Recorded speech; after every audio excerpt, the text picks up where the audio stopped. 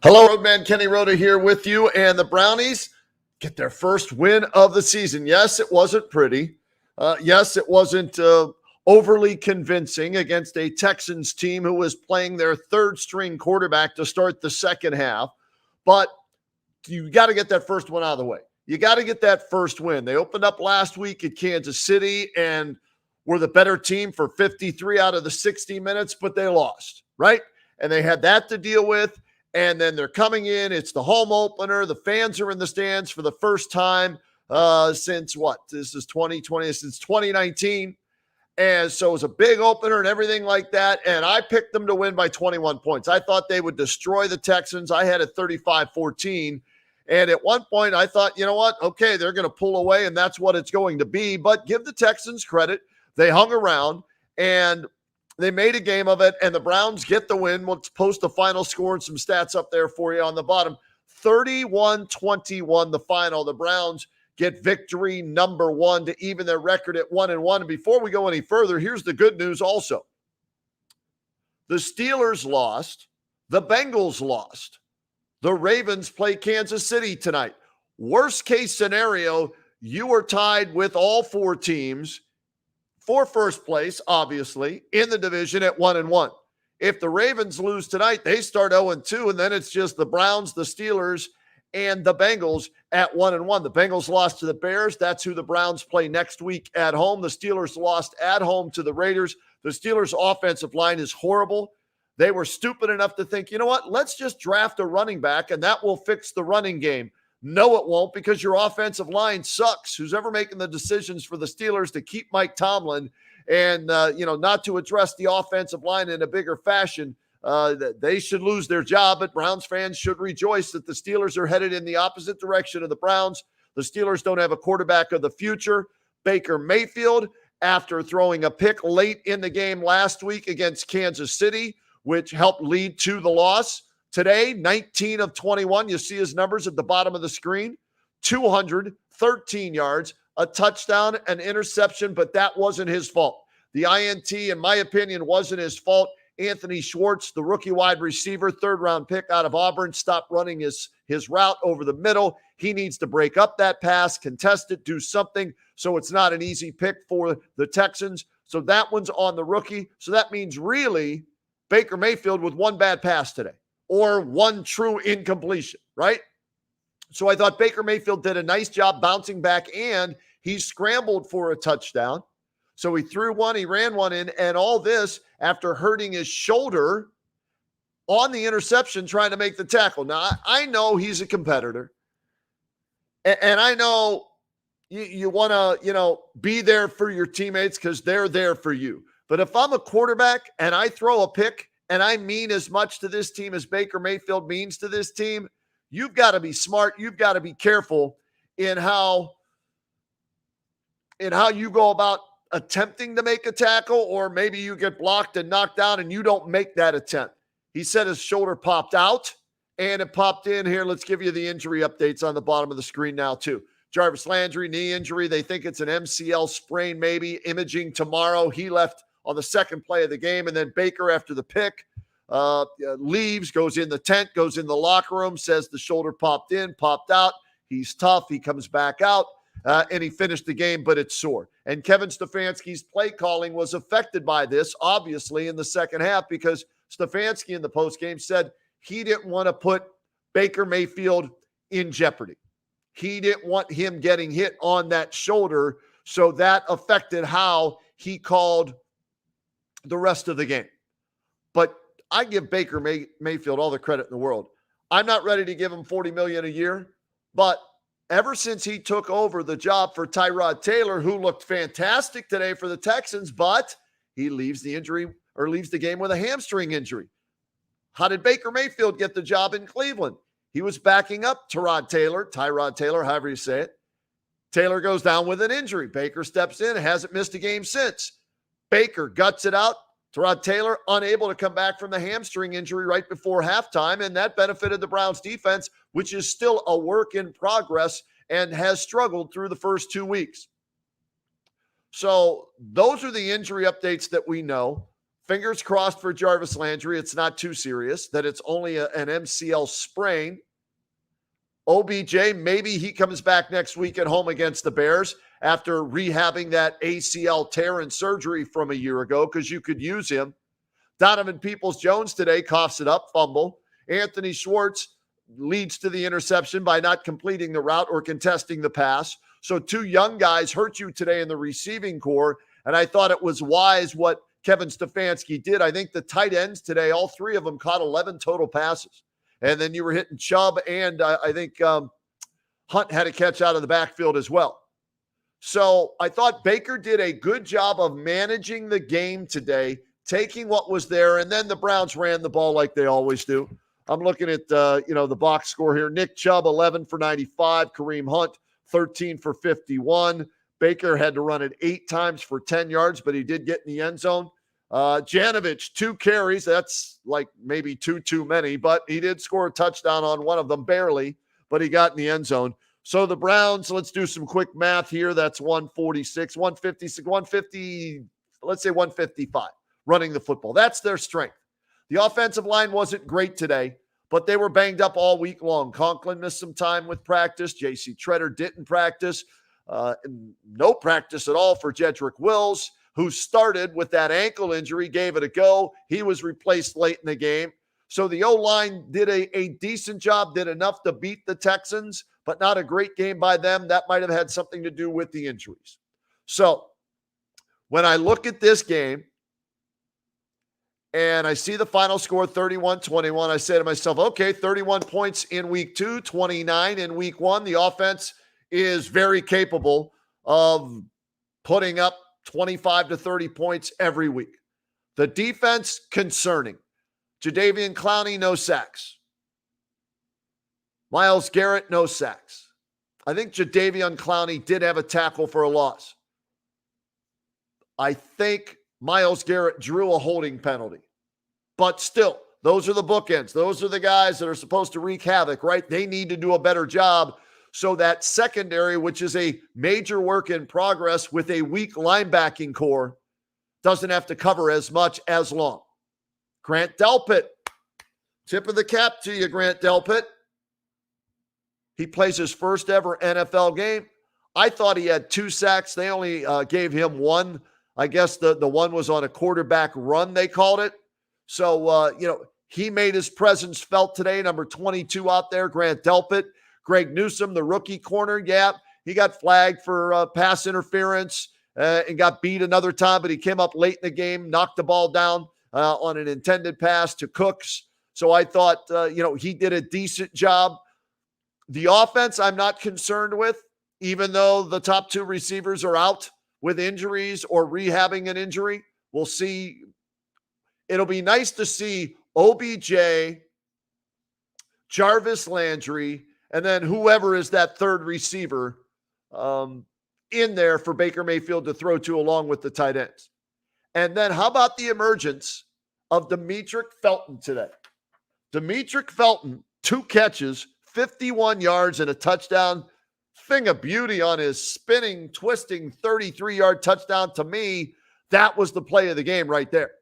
Demetric Felton, 6th-round pick. And I got to give the front office credit because you have Nick Chubb, you have Kareem Hunt, and now you've got Demetric Felton, whose role is going to be different each week. But he's I don't want to say the third wheel. He's depth. He's an insurance policy. And they just re-up Nick Chubb. And if they, have to pay Baker Mayfield $35-40 million a year and they can't afford to keep Kareem Hunt after this year or next year, whenever his contract is up, Demetric Felton, maybe there's some depth. He impacted the game today in his rookie season in game number 2. And maybe he's part of the future, and there's the depth that the front office is building. So all in all, not a stellar performance by the Browns, but check, first win of the season. Most important thing, get that first win out of the way. Do they need to get better? Do they need to improve On offense, defense, special teams, yes. Nice to see Jamie Gillen catch the freaking ball finally. Good job, Jamie. Nice job, you effing punter. Catch the punt, punt the ball. That's your job. What happened today? He punted it. They fumbled it. Browns recovered, led to their first score. So nice job by the special teams. Felton had a decent return or two today as well. I look at this team right now as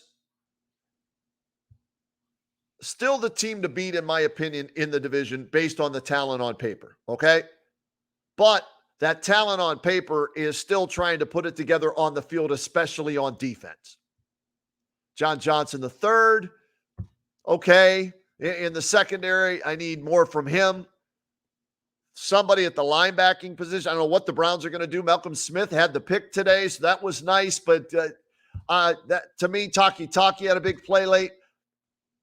The linebacking core is my major concern on this team. I think the secondary with Denzel Ward and Greg Newsome and Troy Hill and John Johnson and Ronnie Harrison and now Grant Delpit, I think you have a nice mix there. The linebackers, I know they mostly go with two, but still, I need to see more out of that linebacking core, and I need more out of the bookends in Myles Garrett and Jadeveon Clowney. Okay? So next up for the Brownies, you see it on the bottom of the screen there. Next Sunday at home against the Bears, 1 o'clock. Bears victorious today. They lost their starter. That was Andy Dalton. He went out with a knee injury. Justin Fields forced into action. Didn't play great, but the Bears beat Cincinnati today. And so Chicago comes in 1-1. The Browns are 1-1. And you're going to have, looks like, Justin Fields going up against Baker Mayfield if Baker's left shoulder is okay. And that's something to monitor throughout the week. The division, you look at it, the Steelers' offensive line may be the worst in football. They can't run the ball. They're having trouble throwing it consistently. Ben is 38. He looks 48. The defense today lost TJ Watt to a groin injury. So that's a team there that I think will finish under 500 this year. I look for the Steelers to be 8-9 in that vicinity. 7-10, 8-9, maybe 9-8 at best. Because while the defense is decent, if TJ Watt's out there, if he's not, they get beat for a big pass late in the game that iced the game for the Raiders today. So I don't think they're a threat to win the division. We'll find out about Baltimore tonight against Kansas City. That's a big game. I expect Kansas City to win that game, Baltimore to be 0-2, and who the heck's going to run the ball for them? And Lamar Jackson, start keying on him and dare him to throw the ball to beat you. And Cincinnati's a year or two away from being a serious contender. So this is still the Browns division to win, in my opinion, even though they've struggled to get to 1-1 through the first two games. See what kind of comments we have from y'all here, and we'll share some of those with you and respond to those as I pull it up on the Facebook page on multiple forms of devices or whatever you want to call it here. Let's see. We go to Kenny Road on Facebook, and thank you to everybody that's following us on Facebook. We hope you enjoyed each and every Sunday, Monday, Thursday, whenever the Browns play. We'll do this.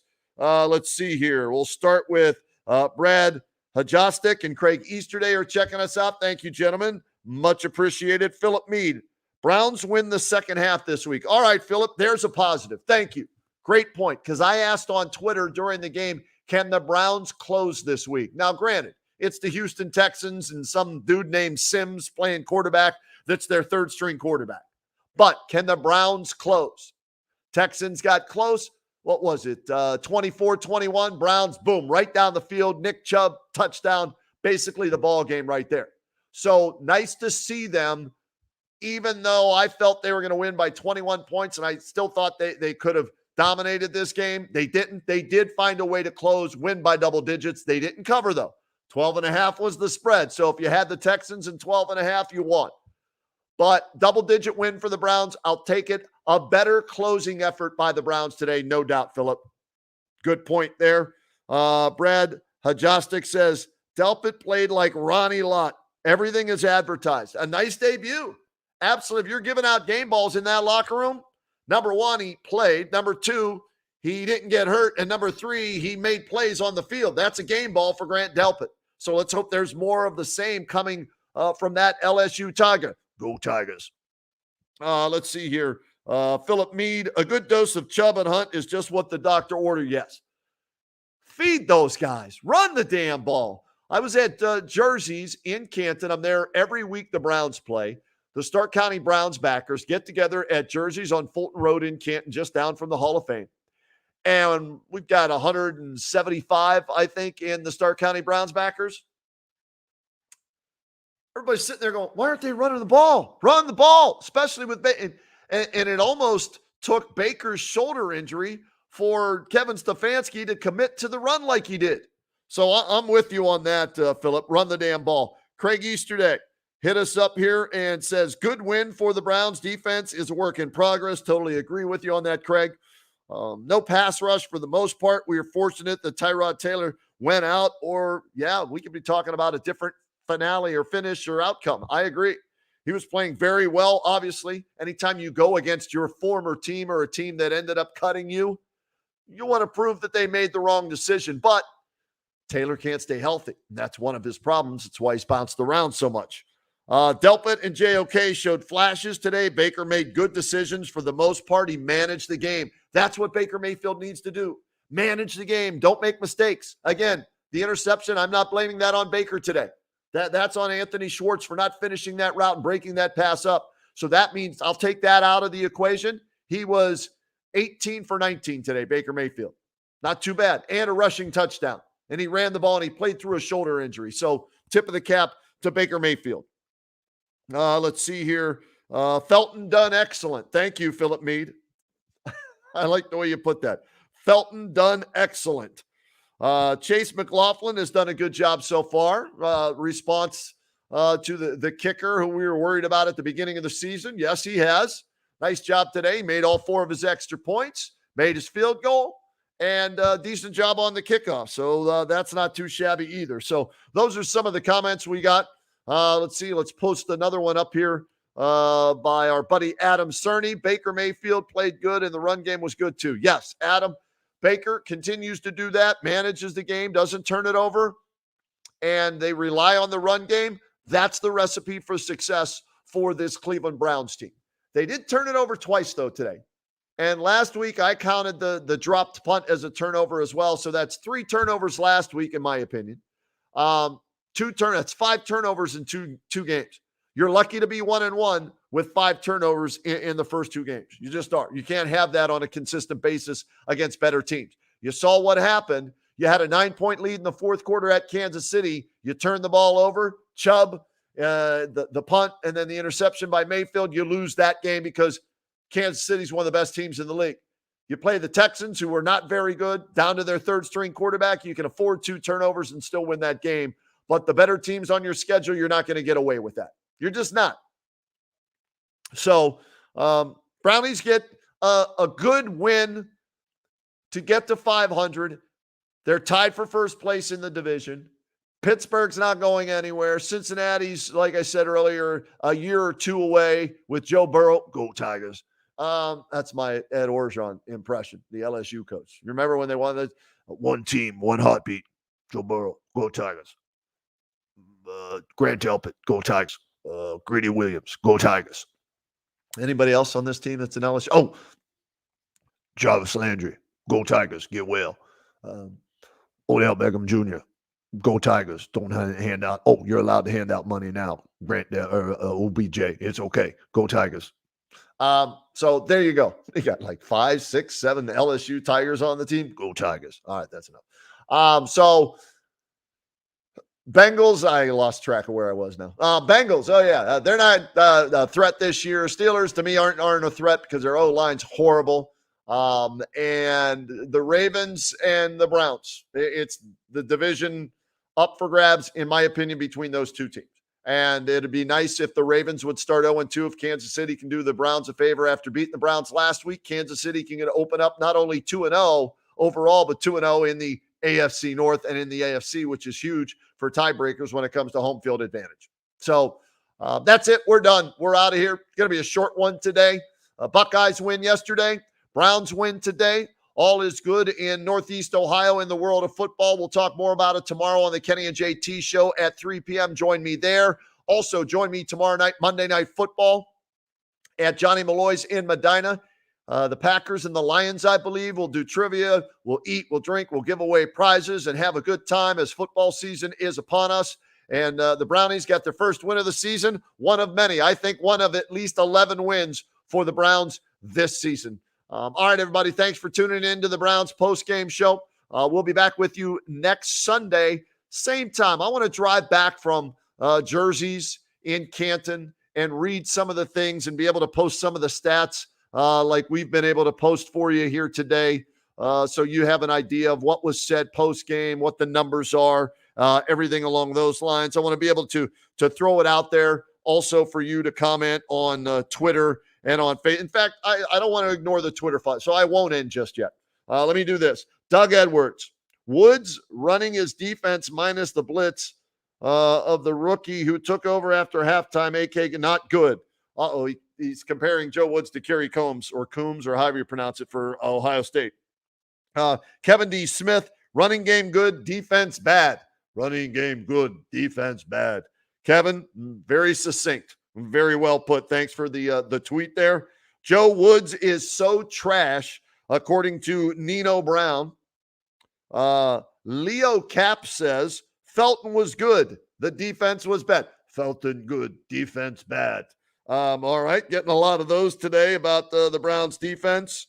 Another one here. LSU Tigers dominating. Go Tigers. I had to do it one more time. All right, now we're done. I didn't want to ignore the people on Twitter, the Twitches out there who be tweeting about the Browns. Oh, one other thing. I'm jamming a lot of things in here, promoting a lot of things. The Reg I Rhoda podcast. What time is it now? We're finishing up here at about 5:48. We will tape that later tonight, the Reg I Rhoda podcast. And if you want to hear Michael's thoughts, my thoughts, we will break it down even further in more detail for you on the Reg I Rhoda podcast. Wherever podcasts are, just type in Reg I Rhoda. You'll be able to find it. It's on the Press Play Podcast Networks. And so we'll have that one out for you. And you trick bag punks out there, we are allowing you to call in. Trick bag punks. We have what is called the Bump and Run Hotline. Are you ready for this? I'm going to give you that phone number right now. So you can call right now, leave a message on the Bump and Run Hotline, and we're going to play the best messages that tie into Bump and Run on the Browns win over the Texans on the Reg I Rhoda podcast. 740-233-2434. That's 740-233-2434. It is up and running. It's the official Bump and Run hotline for all you trick bag punks out there. You got 20 seconds. Call in, leave us a message on the Browns win or whatever you're thinking about, and we'll pick the best ones. We'll play it on that Reg I and Rhoda podcast so you can be heard with R&R. All right, that's it for sure. I am done now. Congrats to the Browns. First win of the season, and we'll do this all over again next Sunday. Have a great week, everybody. See you. Bye.